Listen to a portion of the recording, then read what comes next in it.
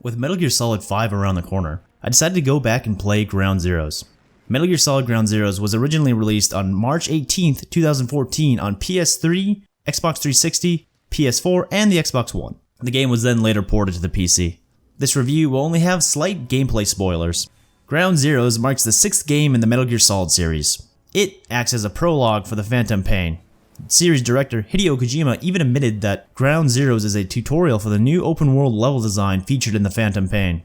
Because Ground Zeroes is a separately sold title, it puts this game in a very unique position.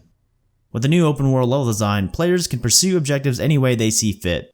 Despite the limited amount of weapons, infiltrating has never been more fun.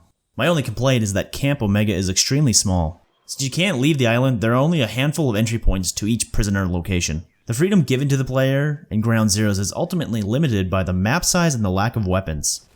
In addition to the level design change, Snake's health completely regenerates. There are no longer any type of healing items. I can understand that balancing item placements in an open world environment is much more difficult, but the complete change to regenerating health seems really uninspired to me. With the current system, I'm never really clear on how much health I have when damaged. Anything concrete like a number or health bar would have avoided this completely. Ground Zero takes the third-person shooter aspects introduced in Metal Gear Solid 4 and Peace Walker and refines them to a damn near mirror shine. MGS now plays like a standard action game more than ever. Aiming and the simplified CQC feel quick and snappy. Interrogation has been simplified to a few sleek button presses. Anyone who's complained about the previous entry's controls should be able to jump right in. I only have 2 complaints about the controls. First, changing weapons is clumsy. Each button on the D-pad has an assigned weapon or tool.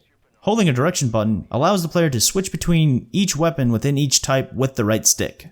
For example, if you want to switch between different types of grenades, you would have to hold down right on the D-pad and flick the direction of the stick of the corresponding weapon you want. The problem is, the right stick isn't accurate enough for this type of movement. The system is incredibly imprecise, especially at the heat of the moment. Just tapping the D-pad will cycle through each weapon. To fix this, have the player hold down the D-pad but tie each weapon to a face button. My second complaint is the context-sensitive button. These prompts can pile on top of each other, and it can lead to some scenarios where Snake does something the player doesn't intend. Controls aren't the only thing that can be tweaked. It's never clear how visible by guards the player is.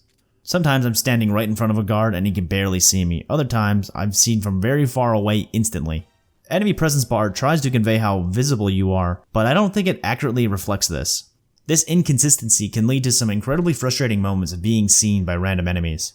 For a stealth game, knowing whether or not you're going to be seen is absolutely crucial. I think Kojima was aware of this problem and conceded with the introduction of reflex mode. When spotted with reflex mode on, the game instantly goes into slow motion, and by pressing the aim button allows the player to aim instantly at enemies who have spotted you. While this removes the risk from being seen, turning this option off in the menu puts the player at a huge disadvantage. When seen by an enemy without reflex mode, the whole base is put on alert without any chance of circumventing it. Ever since Metal Gear Solid 2, skilled players could prevent full alerts by various means, such as shooting radios and things like that.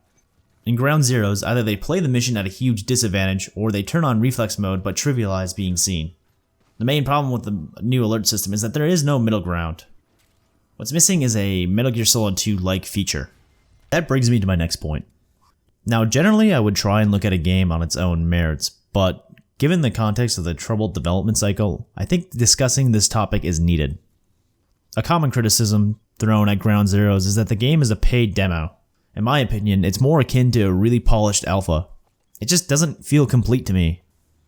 For example, knocking on walls to distract guards, boxes, clear visual indicators for different alert phases, protocols, and healing items are all missing from the main game.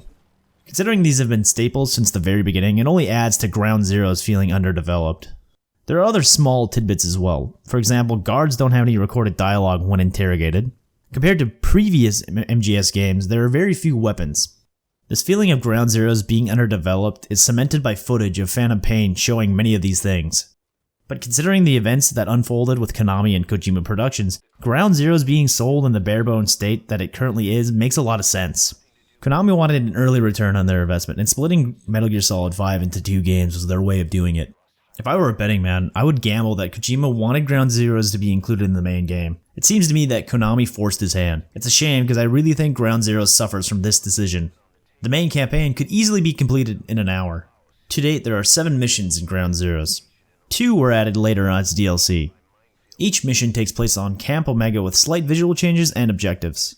While still being enjoyable to play, most missions feel cheaply made. I say most because one mission pits the player in a shooting gallery on a helicopter. To me, this is vastly different content. Despite it being unique, the shooting gets bogged down by the constant jostling of the helicopter. Because of this, it's incredibly hard to aim at enemies with auto-aim turned off. It could be argued that the game's missions are meant to be played over and over again for higher ranks and unlocking things, but causes dialogue annoyingly plays every single time a mission is started. With no option to turn this off, it really disrupts the replayability for me. While it may seem that I'm being harsh, I still think Ground Zeroes is incredibly well done.